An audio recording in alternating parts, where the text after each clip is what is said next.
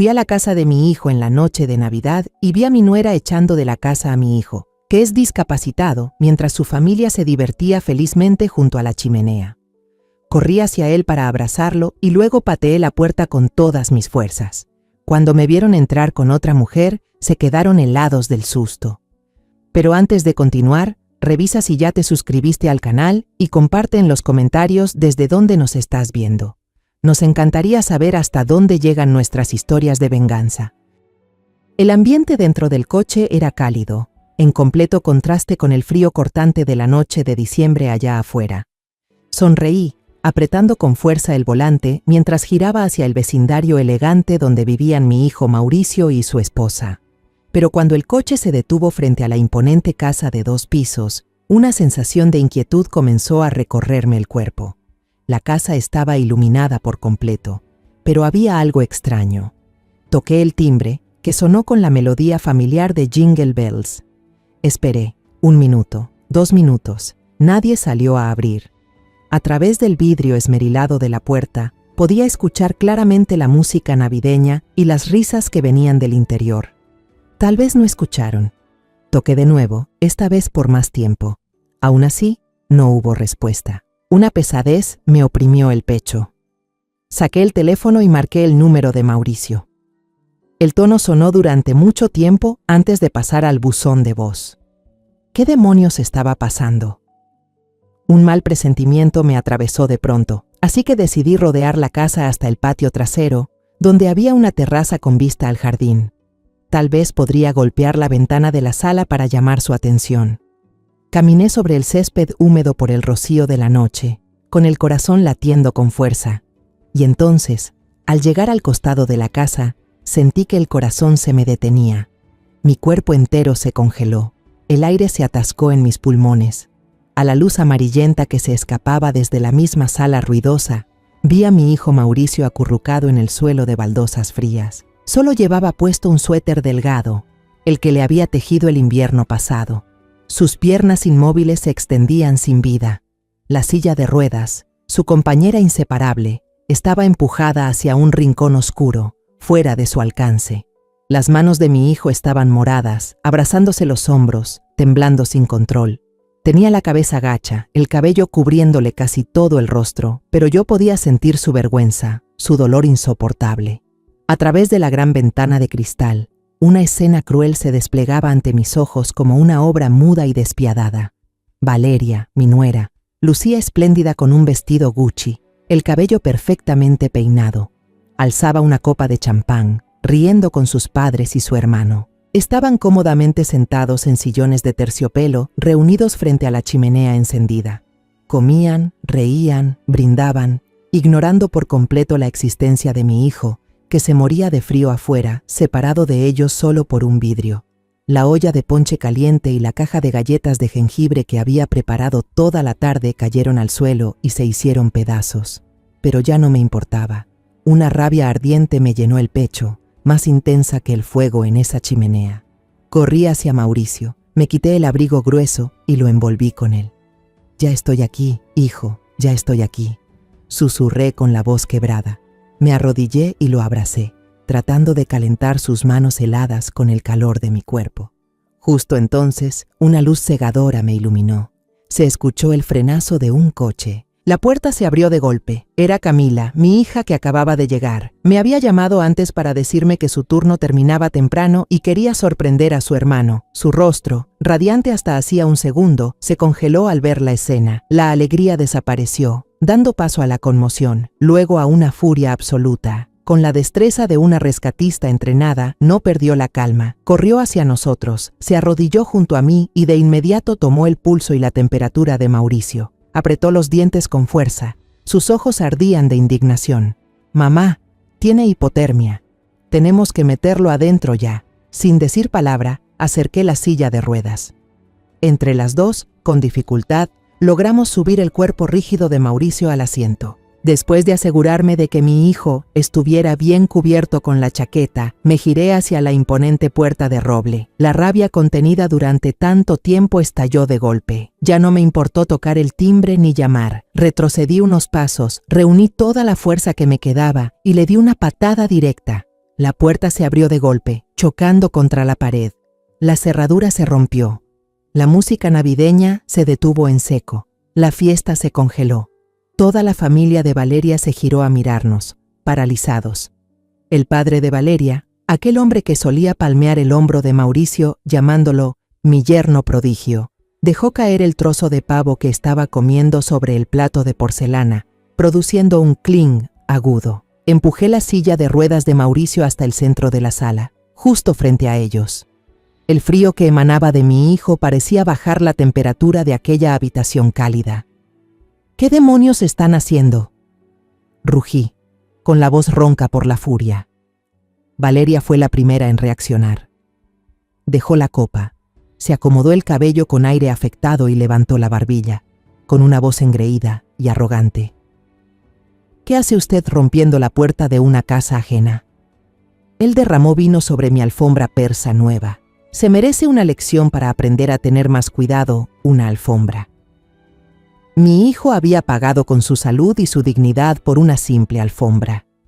Esas palabras fueron como una chispa en un barril de pólvora. Camila ya no pudo contenerse. Caminó con paso firme y le soltó una bofetada sonora a Valeria. El golpe resonó en toda la habitación. 5 dedos rojos quedaron marcados en la mejilla de esa mujer. ¿Te atreves a golpearme?, gritó Valeria. Su hermano, un tipo alto y corpulento, intentó lanzarse contra Camila, pero yo ya estaba frente a mi hija. Lo miré directo a los ojos, mi mirada fría y afilada como un cuchillo. «Atrévete a tocarla», le dije entre dientes. Él se detuvo, tal vez al reconocer en mis ojos la locura de una madre dispuesta a todo por proteger a los suyos. No quería quedarme ni un segundo más en ese lugar contaminado. Me volví hacia Mauricio con voz suave y llena de ternura. «Vámonos a casa, hijo». Nos dimos la vuelta y nos marchamos. Detrás, la voz amarga y venenosa de Valeria me atravesó como un cuchillo. «Lárguense, fuera de aquí y no vuelvan nunca. Esa casa y todo lo que hay dentro son míos. Todo es mío». Camila y yo ayudamos a Mauricio a subir al auto, dejando atrás las risas grotescas y la casa que él mismo había construido con su sudor y sus lágrimas. El sonido seco de la puerta del coche al cerrarse resonó en la noche invernal, separándonos para siempre de aquella mansión lujosa, pero sin alma. Dentro del auto, Camila encendió la calefacción al máximo. El aire caliente empezó a salir con un olor a plástico quemado, pero el ambiente seguía siendo extrañamente frío. Yo, en el asiento trasero, abrazaba con fuerza a Mauricio. Su cuerpo temblaba bajo mi abrigo. El frío parecía haberle calado hasta los huesos. Intenté transmitirle mi calor, pero lo único que sentí fue vacío. No dijo una sola palabra, solo apoyó la cabeza contra la ventana, con la mirada perdida en las luces de la calle que se deslizaban hacia atrás. Su silencio era más aterrador que el llanto, denso, pesado, lleno de un dolor mudo que yo no podía alcanzar. Camila no condujo hacia su departamento moderno en la ciudad. En cambio, tomó el camino hacia las afueras, hacia la vieja casa familiar en Querétaro. Nadie había vivido allí por más de un año, pero era el único lugar que podíamos llamar hogar en ese momento. Era donde ellos dos habían crecido, donde cada rincón guardaba el eco de los días felices antes de que la tragedia llegara para destrozar mi familia. El portón de hierro se abrió con un chirrido. La casa estaba sumida en la oscuridad, cubierta por una fina capa de polvo del tiempo. El olor a madera vieja y libros húmedos me golpeó la nariz, un aroma tan familiar que dolía. Lo primero que hicimos fue encender la chimenea. Camila y yo llevamos rápidamente a Mauricio a su antigua habitación, que aún tenía en las paredes carteles de obras arquitectónicas famosas del mundo. Camila, con su agilidad habitual, preparó una taza de té de jengibre humeante y se la ofreció con cuidado a su hermano. Mauricio tomó la taza con las manos todavía temblorosas. El vapor empañó sus lentes. Cuando vi que mi hijo ya estaba un poco mejor, con el color regresando a su rostro, el teléfono de Camila comenzó a sonar, rompiendo el silencio. Ella miró la pantalla y frunció el ceño. «Mamá, tengo que irme», dijo en voz baja. Hubo un accidente en cadena cerca del Festival del Centro. Mi equipo fue llamado para apoyar de emergencia. Asentí, sintiendo un peso en el pecho. Mi hija siempre era así, poniendo su deber por encima de todo. Antes de irse, Camila me llevó al pasillo, donde la luz del fuego no llegaba. Me tomó la mano con fuerza, su voz seria y llena de advertencia. Mamá, escúchame bien. No dejes que él te vuelva a engañar. Estoy segura de que esto no es la primera vez que pasa. Él es demasiado bueno para ocultarlo, demasiado fuerte para quejarse. Esta vez tienes que ser firme. Sus palabras fueron como una aguja clavándose en la duda que ya ardía dentro de mí. Solo pude asentir en silencio, con la garganta apretada. Camila se fue, y en aquella casa enorme solo quedábamos Mauricio y yo. El crepitar de la leña era el único sonido. Volví a la habitación y me senté al borde de la cama, tomando su mano. Estaba más cálida, pero seguía temblando de forma incontrolable. Lo miré fijamente, decidida a no dar más rodeos. Mauricio, dime la verdad. ¿Es la primera vez que Valeria te hace algo así? Él se sobresaltó, apartando la mano como si se hubiera quemado. Evitó mi mirada, fijando los ojos en las llamas que bailaban en la chimenea. Pasó un largo rato antes de que murmurara, con voz cansada y forzada a parecer tranquila. No, mamá, es solo que últimamente está muy estresada. El trabajo en la galería, cuidar del niño, demasiada presión. Por eso perdió el control. Fue culpa mía. No debía haber derramado esa copa de vino. ¿Culpa tuya? Sentí como si algo me estrangulara el pecho. Lo miré a los ojos y lo entendí todo. Vi la mentira torpe, el cansancio que llevaba demasiado tiempo y la vergüenza enorme que intentaba ocultar tras la fachada de un esposo comprensivo. Mi hijo orgulloso, aún trataba de proteger a la mujer que lo había abandonado sin piedad en una noche helada. El corazón me dolía, pero supe que no podía presionarlo más. Forzarlo ahora solo lo rompería más. Le acaricié el cabello suavemente y le dije con voz baja: «Está bien. Descansa un poco. Yo iré a la sala». Cerré la puerta, dejándole su espacio con los dolores que aún no estaba listo para compartir. Esa noche supe que no podría dormir. Me senté en el viejo sillón donde mi esposo solía leer el periódico. Mis ojos recorrieron las fotos en la pared, los fragmentos de un pasado feliz. Ahí estaba la imagen de Mauricio el día que se graduó como arquitecto, su sonrisa brillante, su mirada llena de orgullo y sueños. A su lado, la foto de la boda. Mauricio elegante en su traje y Valeria hermosa como una princesa, mirándolo con una ternura que yo creí eterna. Los recuerdos regresaron sin que pudiera detenerlos. Recuerdo las reuniones familiares antes del accidente. El padre de Valeria, don Ricardo, siempre ponía su brazo sobre los hombros de mi hijo y le decía orgulloso a todos: «Este es Mauricio, mi yerno, genio, un arquitecto que cambiará la cara de esta ciudad». Lo adoraban, lo elogiaban por su talento y su futuro brillante. Luego recuerdo aquel día fatídico, el accidente en el andamio, terrible, en la obra. Le arrebató las piernas y cerró de golpe todas las puertas de su futuro. Y después de eso, todo empezó a cambiar. Los elogios desaparecieron, reemplazados por suspiros y miradas de lástima. Recuerdo claramente una vez que los visité hace unos meses. Apenas llegué a la puerta, escuché por casualidad a la madre de Valeria hablando por teléfono con alguien en el jardín. Su voz no ocultaba el fastidio. «Es una carga para mi pobre hija. ¿Qué le queda en la vida ahora?». Sentí como si una mano invisible me apretara el corazón. Cuando la confronté, Valeria rompió en llanto y me dijo que su madre no lo decía en serio, que solo estaba preocupada. Y Mauricio, mi pobre hijo, salió en defensa de su esposa, diciéndome que yo era demasiado sensible, que todos en la familia aún lo querían. En ese momento decidí creerle. Me convencí de que no debía desconfiar, que tenía que confiar en la felicidad de mi hijo. Pero ahora, al unir todas las piezas, me doy cuenta de lo ingenua que fui. Su dolor no comenzó en esta Nochebuena. Llevaba mucho tiempo soportando en silencio abusos sutiles, comentarios hirientes a sus espaldas, frialdades disfrazadas. Había estado fingiendo ser un marido feliz solo para que yo no me preocupara. La imagen de mi hijo temblando en el frío solo y desesperado, me atraviesa el alma una y otra vez. No era solo el frío del clima, era el frío de la indiferencia, de la traición. Y lo supe. Como madre, no podía permitir que esto siguiera un día más. La ira inicial se apagó, dejando lugar a una determinación helada y firme. No dejaré que nadie vuelva a lastimar a mi hijo. Anoche me quedé dormida en el sillón sin darme cuenta. La débil luz del amanecer del día de Navidad se filtraba por la rendija de la ventana y me despertó. Todo el cuerpo me dolía, especialmente el cuello. Me levanté despacio y fui al cuarto de Mauricio. Mi hijo seguía dormido, respirando tranquilo. Tal vez era el primer sueño realmente en paz que tenía después de tantos meses de tormento. Al ver su rostro demacrado, sentí un nudo en el pecho. En silencio, subí la manta de lana hasta su pecho y decidí salir. La casa estaba tan silenciosa que asfixiaba, mientras mis pensamientos gritaban dentro de mi cabeza.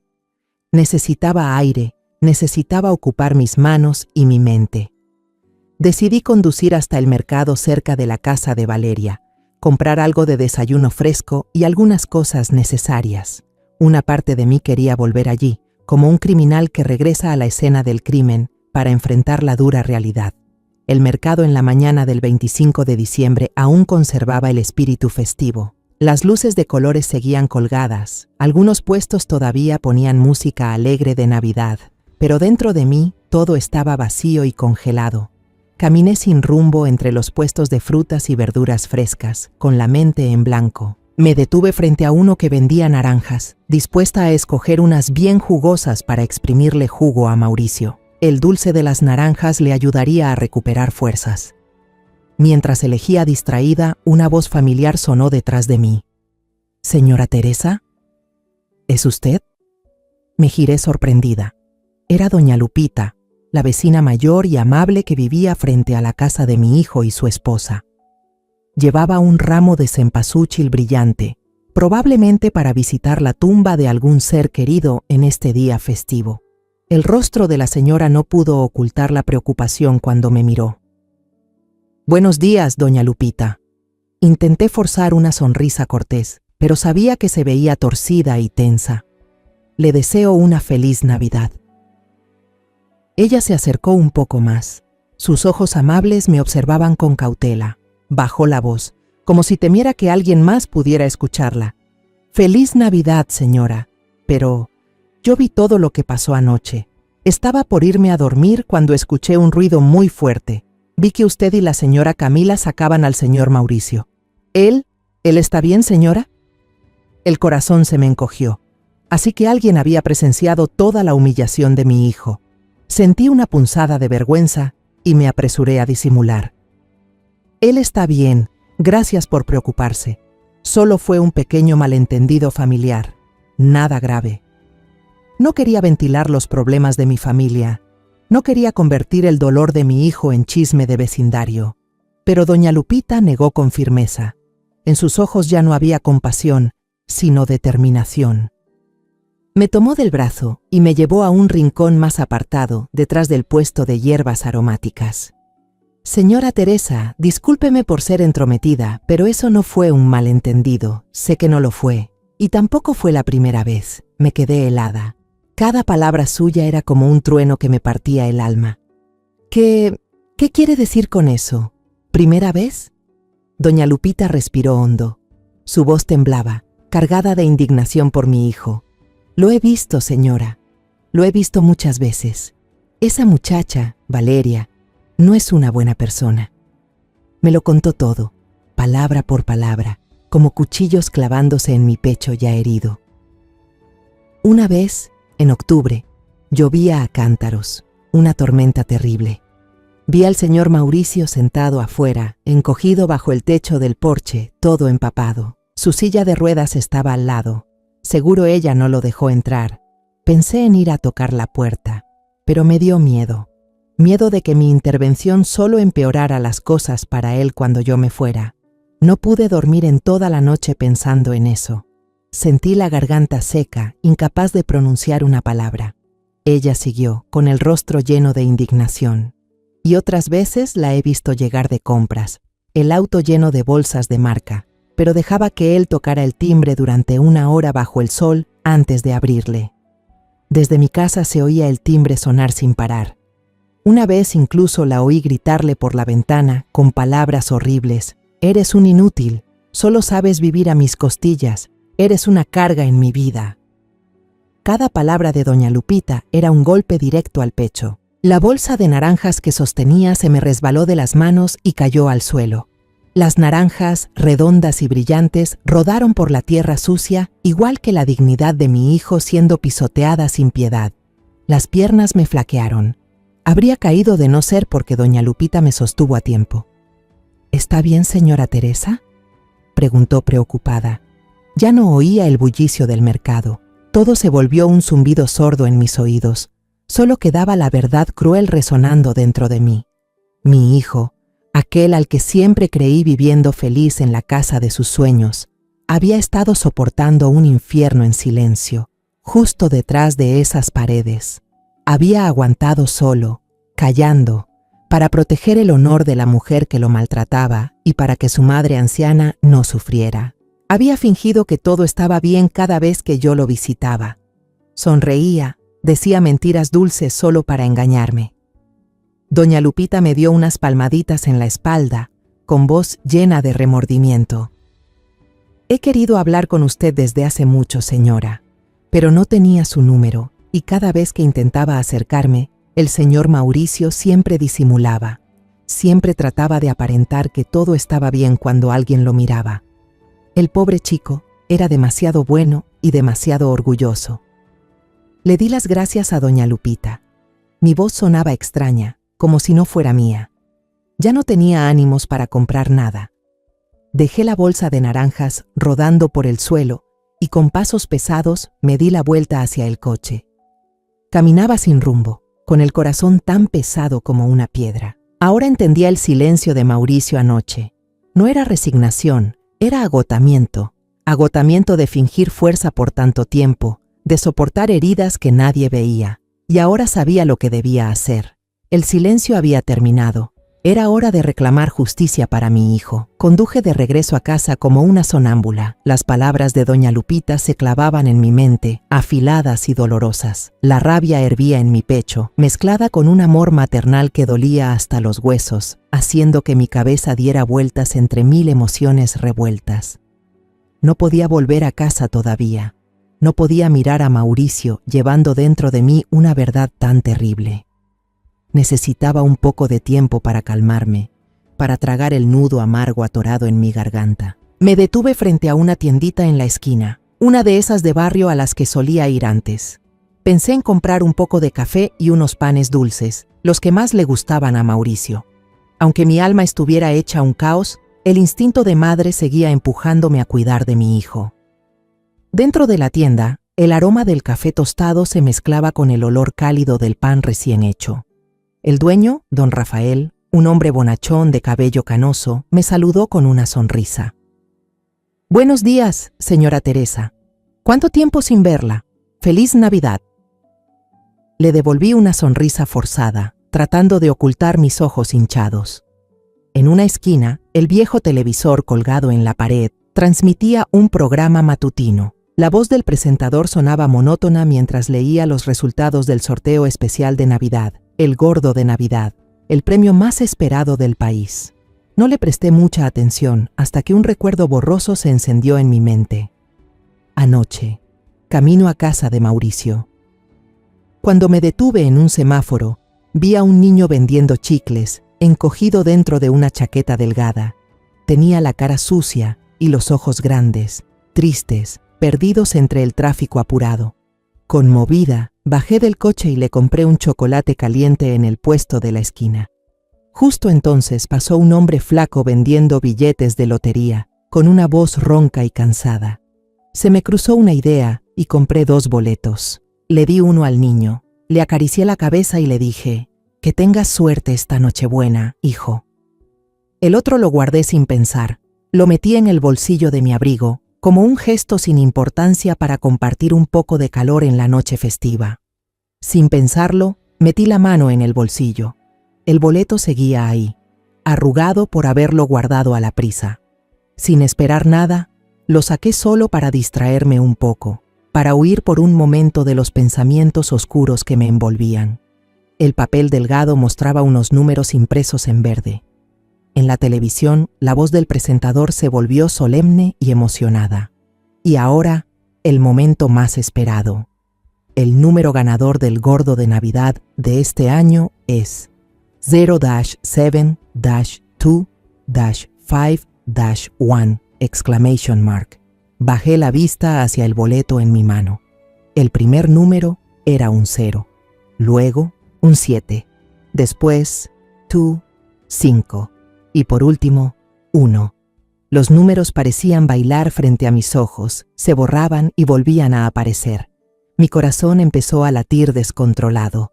No podía ser, tenía que haber un error. Me froté los ojos varias veces y volví a mirar. Era el mismo número, sin duda alguna. Todo mi cuerpo temblaba, no por el frío, sino por una emoción tan intensa que no sabía cómo nombrarla. Me acerqué al mostrador, con la voz entrecortada, y le extendí el boleto a don Rafael. «Por favor, véalo usted. ¿Será que mis ojos me engañan?» Don Rafael me miró sorprendido y luego, movido por la curiosidad, tomó el billete. Se puso las gafas para leer y comenzó a comparar con cuidado los números del boleto con la serie que aparecía claramente en la pantalla del televisor. Lo revisó 1, 2, 3 veces. Luego levantó la cabeza, con los ojos abiertos de par en par detrás de sus gruesos lentes y la boca entreabierta. Balbuceó, con la voz temblorosa por la conmoción. «Teresa, santo cielo, tú ganaste. Teresa, te ganaste el premio mayor, 7 millones de pesos». La tiendita quedó en silencio absoluto. Los clientes que estaban escogiendo cosas se quedaron paralizados y voltearon a mirarme. Hasta la música navideña del viejo radio pareció detenerse. 7 millones de pesos. Era una cifra tan grande que mi mente no alcanzaba a imaginarla. Sentí que las piernas me fallaban y tuve que apoyarme en el mostrador para no caer. Y entonces rompí a llorar. No eran lágrimas de alegría desbordante por convertirme de pronto en millonaria. Lloré con un llanto ahogado, lleno de rabia y dolor acumulado desde la noche anterior. Desde las palabras de doña Lupita, desde la imagen de mi hijo temblando de frío. Lloré por la injusticia que mi hijo había tenido que soportar, por mi propia ceguera. Lloré como si al hacerlo pudiera liberar toda la pena y la impotencia que me habían carcomido el alma durante más de 12 horas. Don Rafael y los demás clientes me miraban con cierta lástima, tal vez pensando que estaba demasiado emocionada. Pero ellos no podían entenderlo.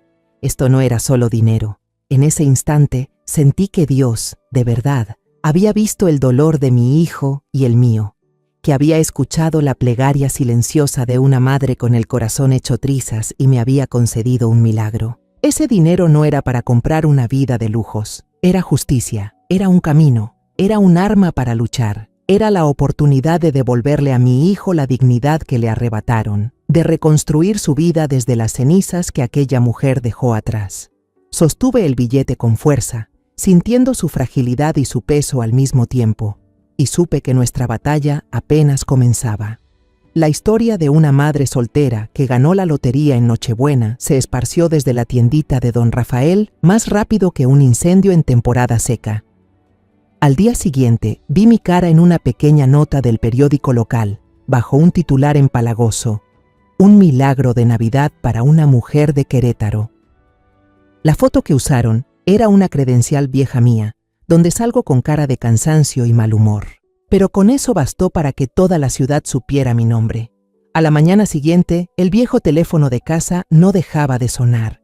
Primero llamaron parientes lejanos que no veía desde hacía más de 10 años. Luego supuestos amigos de antaño y después una avalancha de reporteros. No sé cómo consiguieron mi dirección, pero empezaron a rondar por la puerta. Tuve que cerrar todas las cortinas. Sentía como si estuviera sitiada en mi propio hogar. En medio de ese caos, me llamó Camila, con la voz llena de preocupación y urgencia. «Mamá, tiene que tener cuidado. La noticia ya se regó. La gente empezará a escarbar en todo lo que pueda sobre nuestra familia. especialmente cuando se enteren de lo de Mauricio. Me da miedo que Valeria no se quede de brazos cruzados. Las palabras de mi hija me helaron la sangre. Sabía que tenía razón. Estábamos al borde de un precipicio. En su habitación, Mauricio permanecía en silencio sobre su silla de ruedas, mirando por la ventana hacia el patio vacío. El billete seguía sobre la mesa junto a su cama, silencioso y poderoso. Cuando entré, él giró la cabeza hacia mí. En su mirada había algo distante.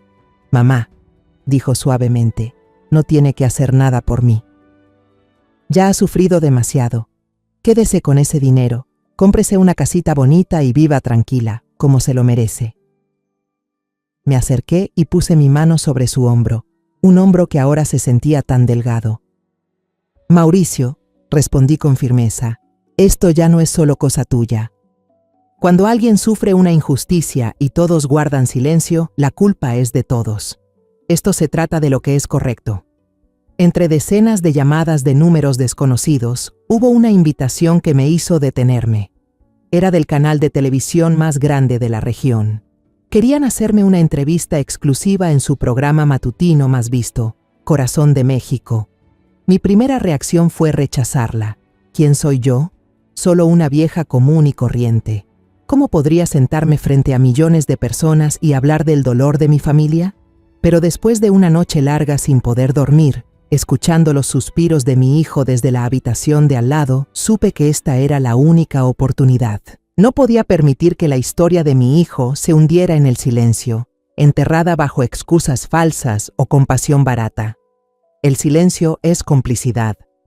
Llamé de nuevo al canal y acepté. Camila insistió en faltar al trabajo una mañana para acompañarme.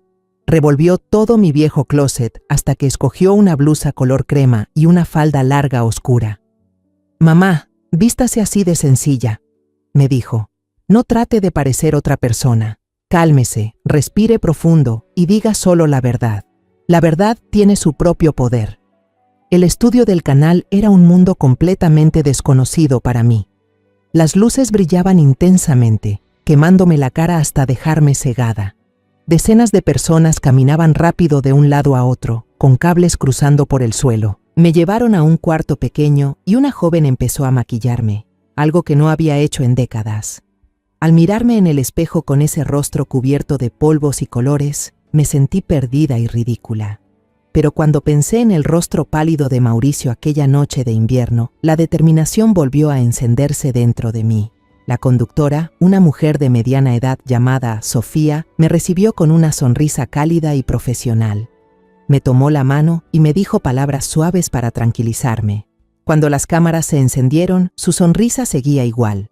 Empezó con las preguntas típicas, las que cualquiera haría a una persona que acaba de ganar la lotería. «Señora Teresa, bienvenida a Corazón de México. Seguramente todo el país quiere saber cómo se siente al convertirse en millonaria de la noche a la mañana. ¿Tiene ya planes para este regalo inesperado de Navidad? ¿Comprará una casa nueva o hará ese viaje alrededor del mundo con el que siempre soñó?» Respiré hondo, sintiendo la mirada de Camila observándome detrás de la cámara. Miré directo al lente rojo encendido, imaginando que hablaba con millones de madres y padres en todo el país. «Señora Sofía, antes que nada le doy gracias a Dios por este regalo», comencé, con voz tranquila pero firme. «Pero no lo usaré para comprar una casa nueva ni para viajar». El estudio entero pareció detenerse por un instante. La sonrisa de Sofía se tensó un poco, sorprendida. Seguía hablando, sin dejar que nadie me interrumpiera. La noche de Navidad pasada, mientras todas las familias se reunían felices, mientras usted y todos celebraban, mi nuera echó a mi hijo discapacitado de la casa que él mismo trabajó tan duro para construir. Tuvo que quedarse encogido afuera, bajo el frío cortante, solo porque derramó una copa de vino. Mientras tanto, ella y toda su familia cenaban, reían y bebían junto a la chimenea, justo frente a él. Sofía se quedó paralizada. Parpadeó varias veces. La sonrisa profesional en su rostro desapareció por completo.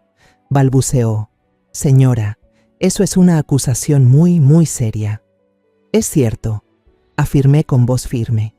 «Y sé que mi hijo no es el único que ha tenido que soportar la injusticia, el rechazo, solo por tener una discapacidad. Hay tantas personas allá afuera sufriendo en silencio.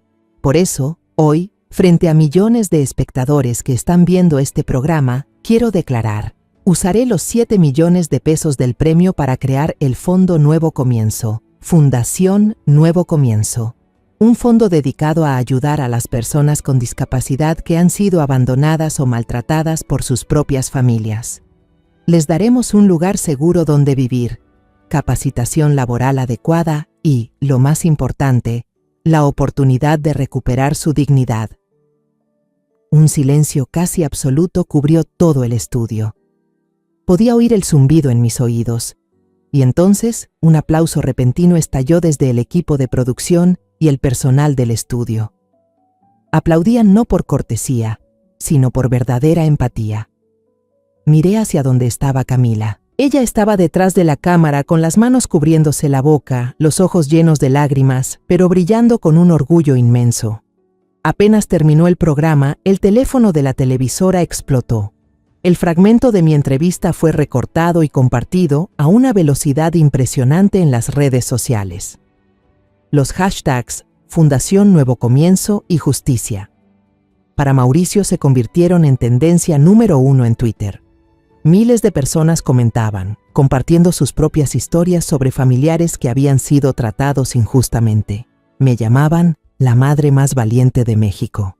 Esa noche, al regresar a casa, por primera vez en muchos días, sentí esperanza. La llama de justicia que acababa de encender, aunque pequeña, comenzaba a extenderse. Pero esa llama de esperanza solo ardió durante 2 días. Durante esos 2 días, el teléfono de mi casa no dejó de sonar, pero no eran amenazas ni acosos, sino llamadas de desconocidos que querían ayudar, que querían contar sus historias. Por primera vez desde el shock, vi a Mauricio sonreír. Pero esa paz fue tan breve como un sueño. Una tarde gris, cuando la opinión pública estaba en su punto más alto a nuestro favor, se escucharon unos golpes en la puerta.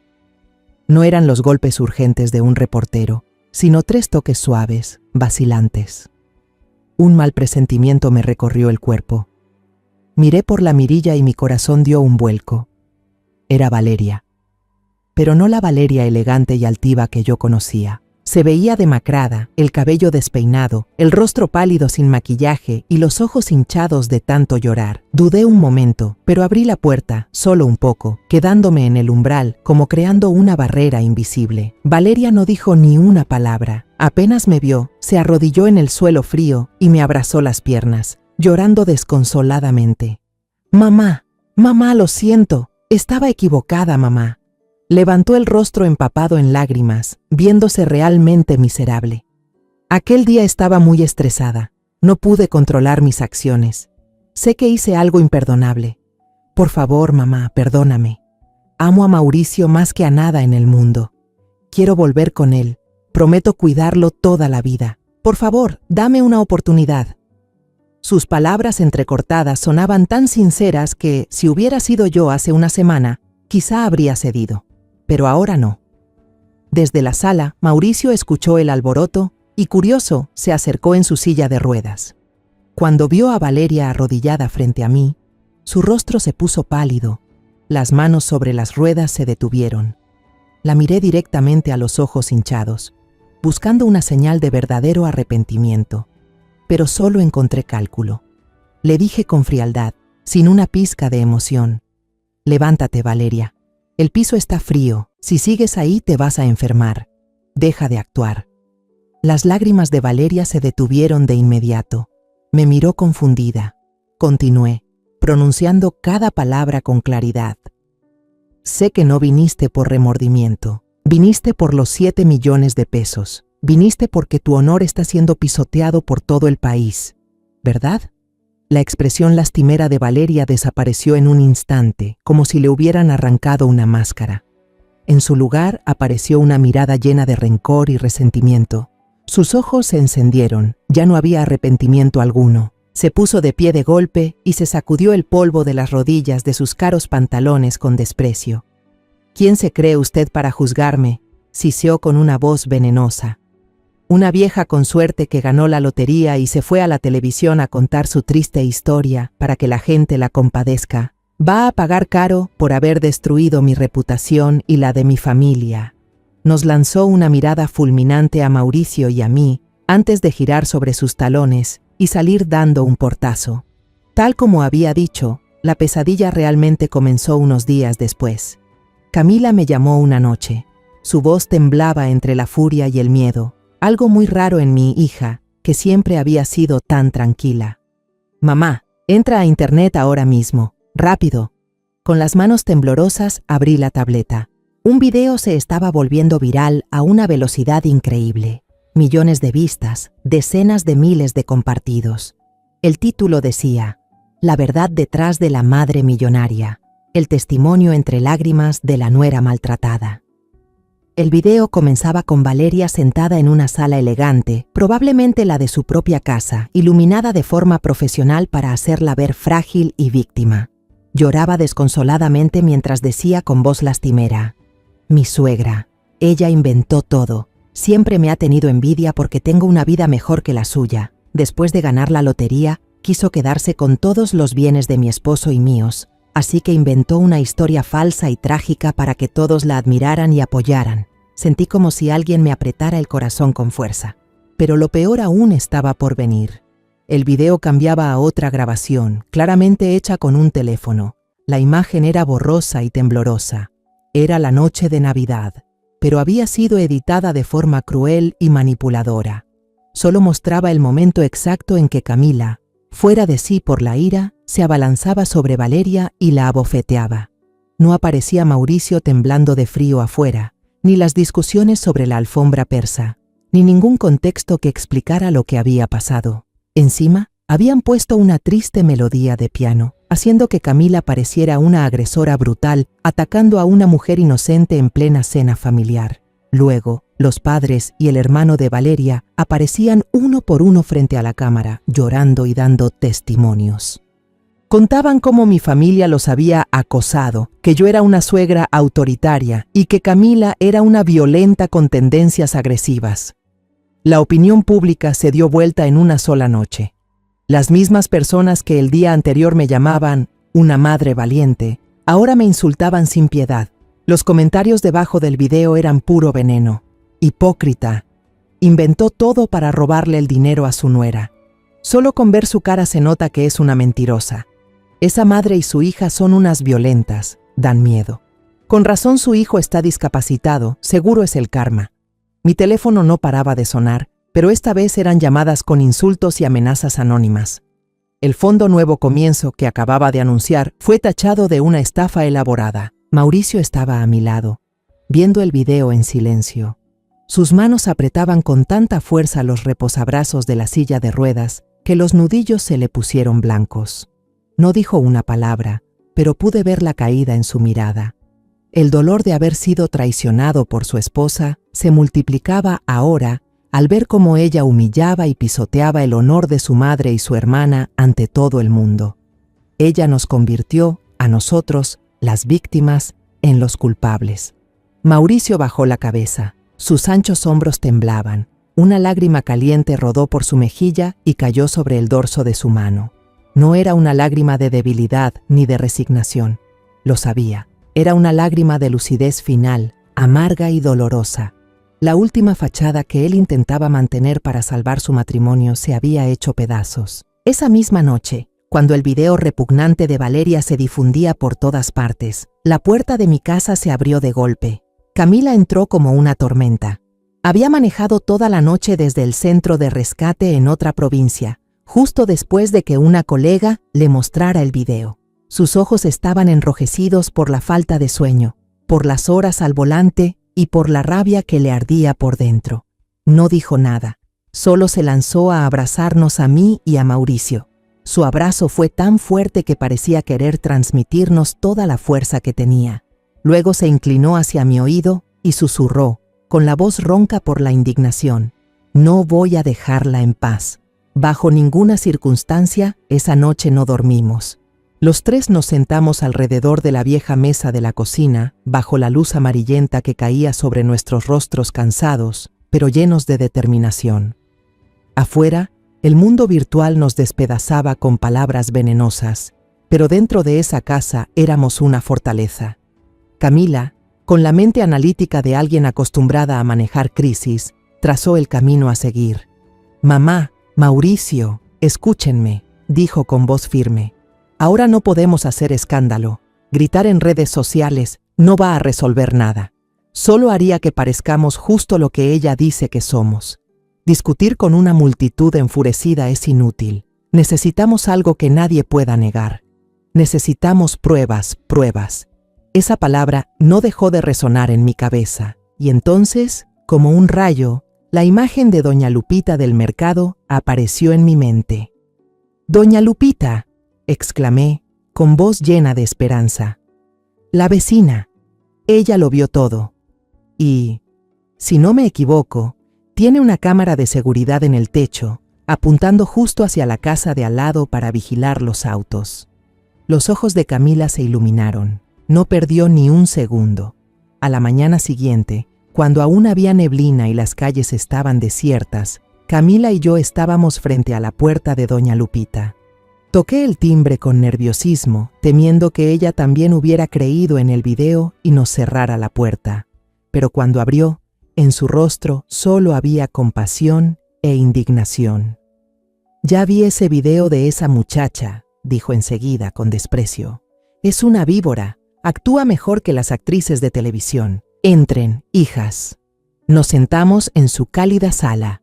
Le conté cómo nos estaban juzgando todos, cómo nos llamaban mentirosos y violentos. Camila fue directa. «Doña Lupita, su cámara de seguridad, ¿grabó algo? Cualquier cosa, por pequeña que sea, podría ayudarnos». Ella asintió sin dudar. «Claro que sí. Mi esposo la instaló después de que hubo robos por aquí. Graba las 24 horas y guarda los datos en la nube durante un mes. Déjenme ver». Nos llevó frente a su vieja computadora. Se puso las gafas. Los dedos le temblaban mientras escribía la contraseña. Y entonces, las imágenes mudas comenzaron a aparecer en la pantalla. Lo que vimos era aún peor de lo que doña Lupita había contado, peor de lo que yo podía imaginar. No solo era la escena de la noche de Navidad. El video mostraba con claridad cada detalle. A Valeria arrastrando a Mauricio hasta la entrada, tirando su abrigo al suelo con violencia y cerrando la puerta de golpe, dejándolo afuera en el frío. Había además muchos otros fragmentos, piezas que formaban el retrato completo del infierno que mi hijo había soportado. Existe un video de octubre, tal como contó doña Lupita, que muestra a Mauricio sentado inmóvil bajo el techo durante una lluvia torrencial, con el agua cayendo a su alrededor. Hay otro video donde se ve cómo lucha solo en el suelo para recoger algo que Valeria había arrojado al patio. También hay una escena en la que ella estaciona el coche a propósito bloqueando la rampa para la silla de ruedas, impidiéndole salir de casa. Y lo peor de todo, hay grabaciones donde se la ve de pie junto a la ventana, gritándole insultos crueles y humillantes cuando creía que nadie la escuchaba. Las lágrimas me brotaron sin control. Camila, sentada a mi lado, me apretó la mano con fuerza. Su rostro se endureció, firme como una piedra. Doña Lupita copió en silencio todos esos videos en una memoria USB para nosotras. «Úselo para hacer justicia por el muchacho», dijo, estrechando mi mano. «Si hace falta, estoy dispuesta a testificar en el juicio». En cuanto salimos de su casa, Camila llamó de inmediato a un viejo amigo de mi difunto esposo, el abogado Ernesto Montalvo. El señor Ernesto era uno de los penalistas más reconocidos de la ciudad, un hombre íntegro, astuto y que nunca se rendía ante la maldad. Nos reunimos con él en su despacho esa misma tarde. Tras escuchar todo lo que habíamos vivido, guardó silencio mientras veía cada video del USB. Su expresión se fue endureciendo. Reprodujo varias veces el video editado que Valeria había publicado y lo comparó con la versión completa y sin cortes de la cámara de seguridad de doña Lupita. La diferencia entre ambas versiones era abismal, una mentira frente a la verdad. Al terminar, se quitó las gafas, las dejó sobre el escritorio, me miró directamente y dijo con voz firme: «Teresa, Camila, no vamos a rebajarnos a discutir en redes sociales. Las artimañas de esa mujer solo engañan a los crédulos y a los que disfrutan juzgar. No caeremos a su nivel. Dejaremos que la justicia hable donde debe hacerlo, en el tribunal. Al día siguiente, el señor Ernesto presentó en nombre de mi familia una demanda contra Valeria por 2 delitos: maltrato a persona con discapacidad y difamación. Esa noche, Camila y yo nos sentamos a hablar con Mauricio. El ambiente en casa ya no era tan pesado, aunque seguía cargado de tensión contenida. Puse mi mano sobre el hombro de mi hijo y le hablé con calma. Mauricio, tu hermana y yo hemos decidido demandar a Valeria. Quiero que sepas que esto no es un acto de venganza. Es para defender el honor de nuestra familia, para demostrar nuestra inocencia y para que ella responda ante la ley por lo que hizo. No te obligaremos a nada, pero espero que no te opongas a nuestra decisión. Mauricio levantó la vista, me miró y luego miró a Camila. En sus ojos ya no había resignación ni dolor. La crueldad de Valeria al intentar manchar el nombre de su madre y de su hermana había sido la gota que colmó el vaso. Fue el acto que mató el último rastro de cariño que él había intentado conservar. No me opongo, dijo, con una voz firme, más clara que nunca. Y también quiero divorciarme. Me equivoqué al aferrarme a algo que ya estaba muerto. Lo siento, mamá, lo siento, Camila. Perdón por ser tan débil, por haberlas hecho pasar por todo esto conmigo. Las semanas previas al juicio pasaron entre una tensión insoportable. Nuestra pequeña casa se convirtió en una fortaleza contra el mundo exterior, donde los rumores y las calumnias seguían resonando. Y finalmente llegó el día. Al entrar en el tribunal, me sentí pequeña y perdida entre los pasillos de mármol frío y las altas paredes de roble. El lugar imponía respeto, severo, sin espacio para las emociones. Había muchos periodistas, cámaras y micrófonos apuntando hacia nosotros, pero esta vez ya no sentí miedo. Yo caminaba al lado de Mauricio, mientras Camila iba detrás, con la mano apoyada en el hombro de su hermano como si fuera un punto de apoyo firme. Valeria llegó al final, como una actriz de teatro. Apareció con un equipo de abogados vestidos con trajes caros. Llevaba un conjunto negro sencillo pero perfectamente confeccionado. El rostro maquillado de manera profesional para parecer pálida, agotada, como si fuera ella quien había sufrido todas las desgracias. Su familia se sentó en la primera fila, todos con expresiones de dolor, listos para interpretar su papel de víctimas inocentes. Cuando comenzó el juicio, el abogado de Valeria fue el primero en hablar. Era un hombre de mediana edad, pulcro y de voz fluida, que empezó a construir una historia completamente diferente. Repitió exactamente los mismos argumentos del video asqueroso, pero con palabras jurídicas más duras. Me describió como una suegra amarga, siempre celosa de la vida cómoda de mi nuera, y dijo que después de ganar la lotería había planeado todo para quedarse con los bienes. Llamó a Camila una persona con tendencias violentas latentes y aseguró que la bofetada en la noche de Navidad fue el punto culminante de días de provocación y abuso. Luego, presentó solemnemente el video editado como prueba. Cuando en la pantalla grande apareció la imagen borrosa de Camila abofeteando a Valeria, la sala se llenó de murmullos. Escuché susurros, vi cabezas moviéndose con lástima. Miré a Valeria. Tenía la cabeza gacha, los hombros temblaban como si tratara de contener el llanto. Una actuación perfecta. El corazón se me apretó de rabia y preocupación. Cuando llegó nuestro turno, el abogado Ernesto Montalvo se levantó. No mostró enojo ni prisa por responder. Solo caminó con calma hacia el frente, con una actitud firme y segura. «Su señoría», dijo con voz clara y resonante, «no discutiremos mucho sobre las acusaciones sin fundamento que acabamos de escuchar. En cambio, pedimos permiso para mostrar otro video, uno que revelará todo el contexto de la historia». El abogado de Valeria intentó protestar, pero el juez asintió con la cabeza. Las luces del tribunal bajaron un poco. En la pantalla apareció otra imagen, un plano fijo, desde lo alto, mostrando el patio frente a la casa de Mauricio. La fecha se veía claramente en la esquina, 24 de diciembre. Toda la sala quedó en silencio cuando se proyectó el video de la cámara de seguridad de la casa de doña Lupita, sin narración, sin música, solo la verdad desnuda. Se veía a Valeria sacando a mi hijo a la fuerza, arrojando su chaqueta al suelo, cerrando la puerta de golpe y corriendo las cortinas. Después, Mauricio aparecía sentado, encogido por el frío, temblando, desesperado y solo. El video aceleraba, mostrando que había estado ahí durante horas. Un suspiro de asombro se escuchó desde el área de prensa. Miré a Valeria. Su rostro, tan cuidadosamente maquillado, estaba ahora blanco como el papel. La máscara de víctima se había roto. Le temblaban las manos, aferrándose al borde del asiento como si fuera su única salvación.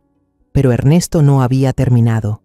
Mostró una serie de videos más. Mi hijo luchando por recoger sus cosas, el auto bloqueándole el paso, él sentado bajo el alero mientras llovía. Cada toma era una prueba irrefutable de un patrón de maltrato sistemático y cruel.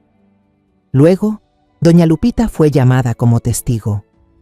Habló con calma y claridad, relatando todo lo que había visto, confirmando lo que mostraban las cámaras. Su voz sencilla y sincera tenía más peso que 1000 palabras elegantes del otro abogado. Y el golpe final llegó cuando Ernesto presentó a un perito en análisis de video. El especialista, utilizando sus conocimientos, demostró ante el tribunal que el video presentado por la parte de Valeria había sido manipulado digitalmente. Se habían recortado intencionalmente el inicio y el final para distorsionar la verdad. En cambio, los videos provenientes de las cámaras de la casa de doña Lupita eran completamente originales, sin ningún indicio de edición. Todas las mentiras de Valeria se derrumbaron en el mismo lugar donde ella creyó poder usarlas como arma. Finalmente, después de deliberar, el juez emitió el veredicto. Su voz era firme y autoritaria.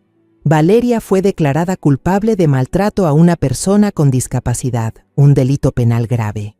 También fue condenada por difamación y por presentar pruebas falsas ante el tribunal. Enfrentó una sentencia de prisión suspendida y una multa considerable que la dejó completamente arruinada. La solicitud de divorcio de Mauricio fue aprobada de inmediato. Y lo más importante, el tribunal determinó que toda la casa, construida con el dinero y el esfuerzo de Mauricio antes del matrimonio, le pertenecía únicamente a él. Cuando salimos de la sala del tribunal, una lluvia de flashes iluminó el lugar sin parar. Pero esta vez no eran luces de morbo, sino el resplandor de la verdad. Valeria trató de cubrirse el rostro con su bolso y se alejó rápidamente, avergonzada hasta los huesos. Su familia también se marchó en silencio por la puerta trasera, incapaz de mirar a nadie. Respiré profundamente el aire del exterior. Mauricio, sentado en su silla de ruedas a mi lado, levantó la vista hacia el cielo azul. No dijo nada, solo tomó mi mano y la apretó suavemente. Ese gesto lo dijo todo. La justicia se había cumplido, no con insultos ni con discusiones en las redes, sino con la verdad irrefutable ante la ley. La herida de mi hijo seguía ahí, pero el peso de la injusticia se había desvanecido. La tormenta mediática después del juicio fue tan intensa como la de las difamaciones anteriores, pero esta vez traía consigo el calor de la empatía. La verdad se mostró sin adornos, y la opinión pública volvió a cambiar de rumbo. Los periódicos que antes nos atacaban ahora publicaban editoriales elogiando el valor de mi familia y condenando con dureza la crueldad de Valeria. El hashtag Justicia para Mauricio volvió a ser tendencia, pero ahora no estaba manchado por el morbo, sino acompañado de admiración y de llamados a defender los derechos de las personas con discapacidad. Sin embargo, no tuvimos tiempo de disfrutar la victoria ni de leer los elogios. Lo primero que hicimos no fue celebrar. Al día siguiente fui a ver al abogado Ernesto. Le dije, Ernesto, quiero cumplir mi promesa. Ayúdame a crear el Fondo Nuevo Comienzo. Ernesto sonrió, con una calidez poco habitual. He estado esperando que dijera eso, Teresa. La ayudaré a completar todos los trámites legales, totalmente gratis. Y fue entonces cuando todo realmente comenzó. El milagro no vino de un boleto de lotería, sino del propio camino de transformar el dolor en acción. Mauricio, después de meses hundido en la tristeza y la inseguridad, renació. Liberarse del peso de un matrimonio tóxico le devolvió el alma. Una noche, mientras yo revisaba documentos legales, Él se acercó con su silla de ruedas y me dijo, con una energía nueva que no le escuchaba desde hacía años: «Mamá, no quiero quedarme sentado recibiendo tu ayuda. Quiero contribuir. Quiero usar mis conocimientos». Dicho y hecho. Mi hijo extendió grandes hojas de papel sobre el suelo y por primera vez desde el accidente volvió a tomar su lápiz de arquitecto. Ya no dibujaba rascacielos lujosos. Esta vez diseñaba casas y espacios públicos pensados para ser accesibles y cómodos para las personas con discapacidad. Él calculaba la pendiente de cada pasillo, la altura de cada interruptor, el ancho de cada marco de puerta. Convirtió las mismas dificultades que había vivido en su fuente de inspiración. El primer plano que completó fue el diseño detallado de la sede de nuestra fundación, un centro comunitario completamente libre de barreras, donde cualquiera, ya sea que camine o use ruedas, pudiera moverse con libertad. Mientras tanto, Camila se convirtió en mi mano derecha.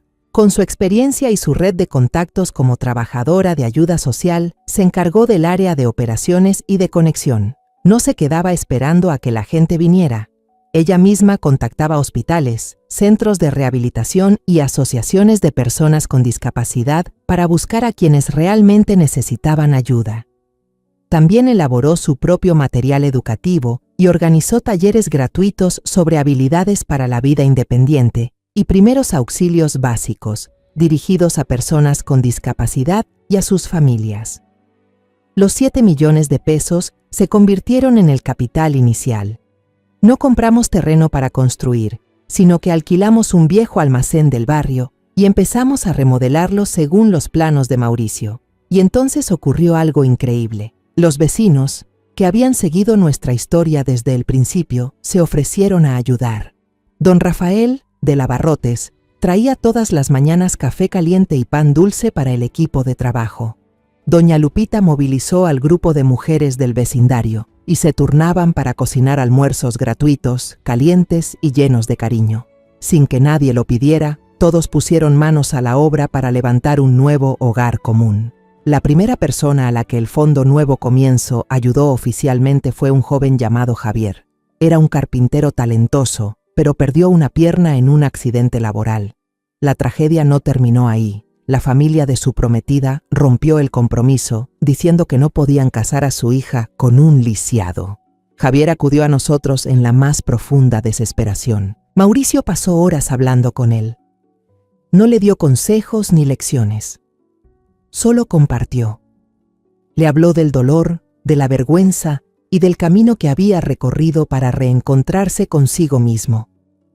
La empatía entre esos dos hombres, marcados por historias parecidas, creó un lazo muy fuerte.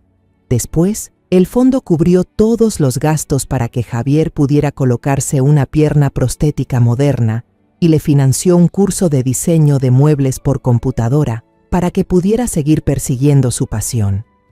Las noticias sobre nuestras acciones concretas se difundieron más que cualquier artículo de prensa. El canal Corazón de México, donde alguna vez conté mi historia, volvió a buscarnos. Pero esta vez no vinieron a hablar de un escándalo familiar. Vinieron a hacer un reportaje especial sobre el Fondo Nuevo Comienzo. Las cámaras captaron las imágenes más reales. Filmaban a Mauricio, con casco de seguridad, dirigiendo con entusiasmo al equipo de construcción, su rostro iluminado de pasión y confianza. Grabaron a Camila, enseñando con paciencia a una clase cómo usar la silla de ruedas de manera segura en terrenos inclinados. Y me grabaron a mí, sentada en una oficina improvisada, tomando la mano y escuchando la historia de otra madre, cuya hija también sufría discriminación en la escuela. En la entrevista final del reportaje, la conductora Sofía le hizo a Mauricio una pregunta. Esta vez no fui yo quien respondió, sino mi hijo. Miró directamente a la cámara, sus ojos ya no vacíos, sino brillando de una manera especial. Yo pensé que ser echado de casa en Nochebuena era lo peor que podía pasarme. Pero me equivoqué, dijo, con voz firme y segura. Ese día, en realidad, fui liberado. Aquella tragedia me obligó a enfrentar la verdad y me dio la oportunidad de empezar de nuevo. Las heridas de mis piernas tal vez nunca sanen, pero las de mi alma, gracias a mi madre, a mi hermana, y a poder ayudar a quienes viven lo mismo que yo, están poco a poco curándose. Un año pasó tan rápido como un parpadeo, llevándose los viejos dolores y dando paso a nuevas alegrías.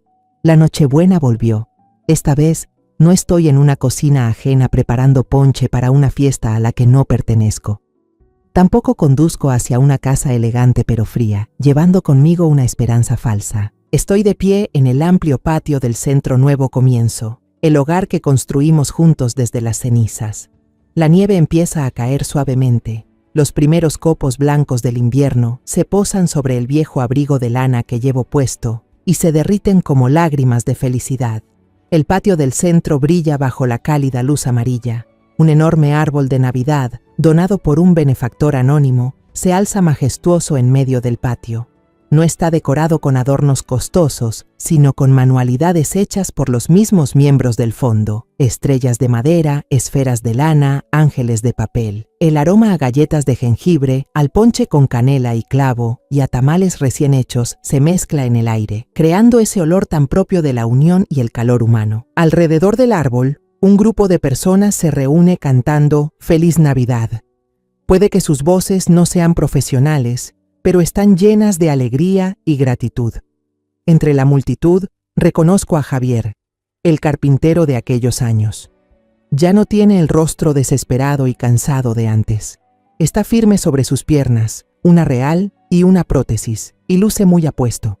Ahora tiene su propio taller de carpintería, especializado en muebles inteligentes. Sostiene con fuerza la mano de su prometida, una maestra de arte que conoció en uno de los eventos del fondo. Se miran con una felicidad sincera que brilla en sus ojos. En otro rincón, veo a Camila, mi hija.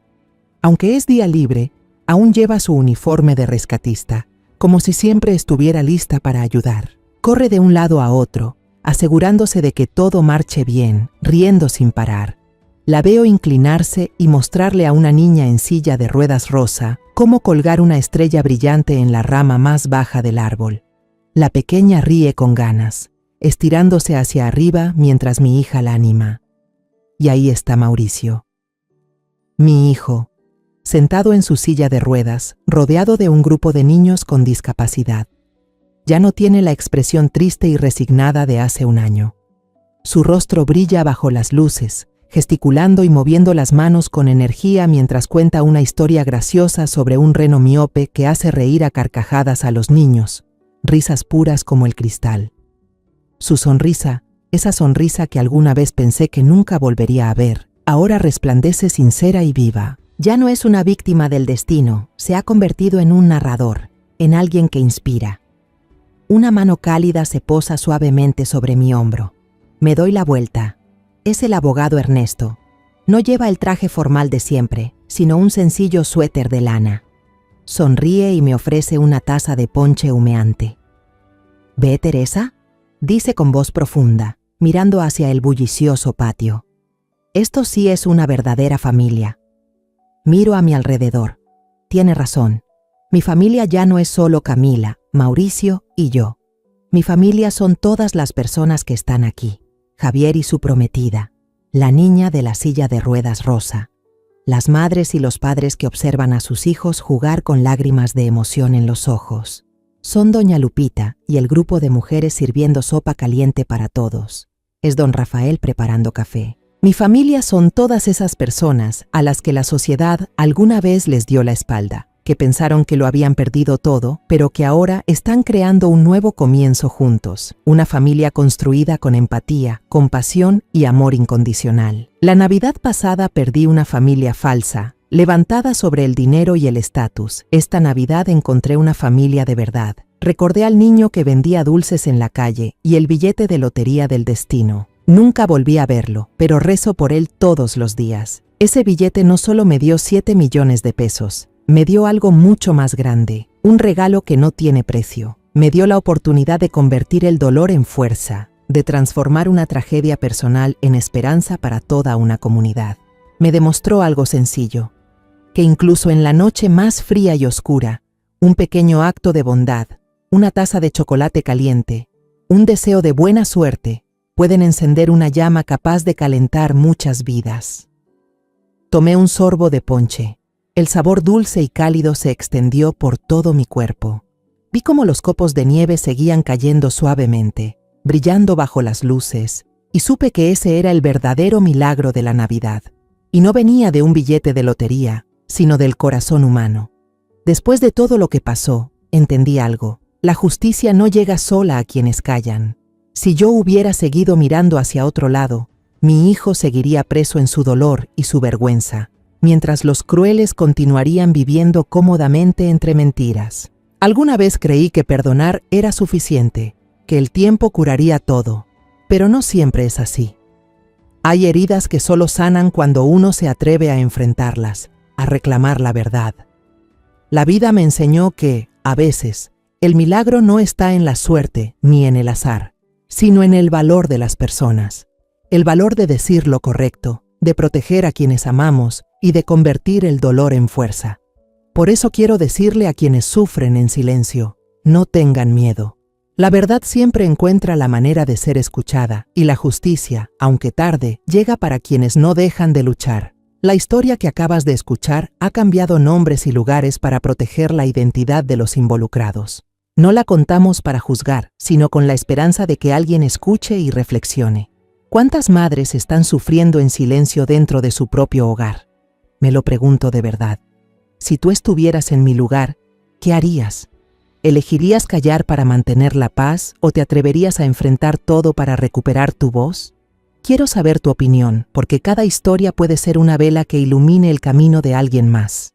Dios siempre bendice, y creo firmemente que la valentía nos llevará a días mejores. Ahora, en la pantalla final, dejaré 2 de las historias más queridas del canal. Estoy segura de que te sorprenderán. Gracias por quedarte conmigo hasta este momento.